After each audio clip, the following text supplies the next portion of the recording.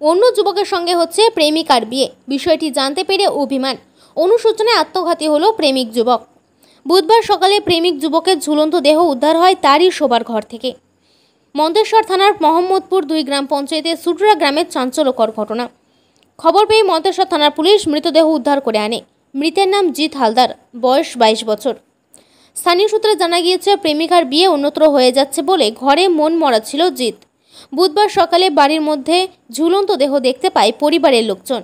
দেহ উদ্ধার করে মন্তেশ্বর ব্লক প্রাথমিক স্বাস্থ্যকেন্দ্রে নিয়ে গেলে চিকিৎসকরা তাকে মৃত বলে ঘোষণা করে।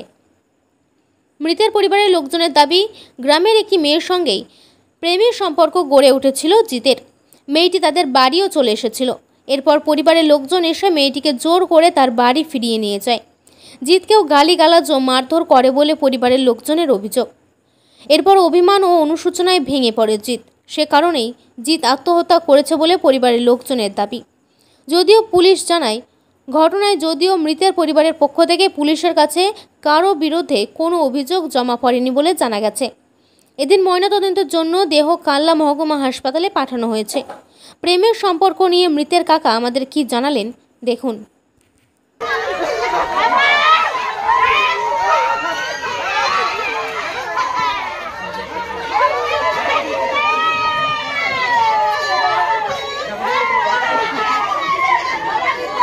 আমার ভাইতো কি ঘটনা ঘটেছিল? ঘটনা বলতে একটা মেয়ের সাথে ভালোবাসা হয়। কোথাকার?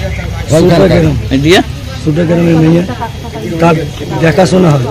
সেই মেয়ে দেখছে আমার বাবা বিয়ে দিয়ে দেবে। সেই মেয়ে নিজেই সেই আমার ভাইপোর বাড়িতে আসে। কবে? সেটা পরশু দিনকে। দিয়ে ভাইপো কিন্তু ছিল না বাড়িতে। ভাইপো এসছে, এবার ছেলের মেয়ের কাকা সে মেয়ে চুলের মুঠি ধরে মানে ঘরের ভেতরে হতে মারতে মারতে আধমারা করে মেয়েকে নিয়ে যায়। হ্যাঁ, আমার ভাইপোকেও মেরেছে। আবার মেয়ের কাকা এসছে, মেয়ের আবার জেঠিরা কাকিরা বা দাদু সব এসে একবারে ওদের বাড়ির পুরো সব ঝেঁটি এসছে। আমার ভাই হ্যান্ডিক্যাপ। দিয়ে তারপর কি হয়েছিল?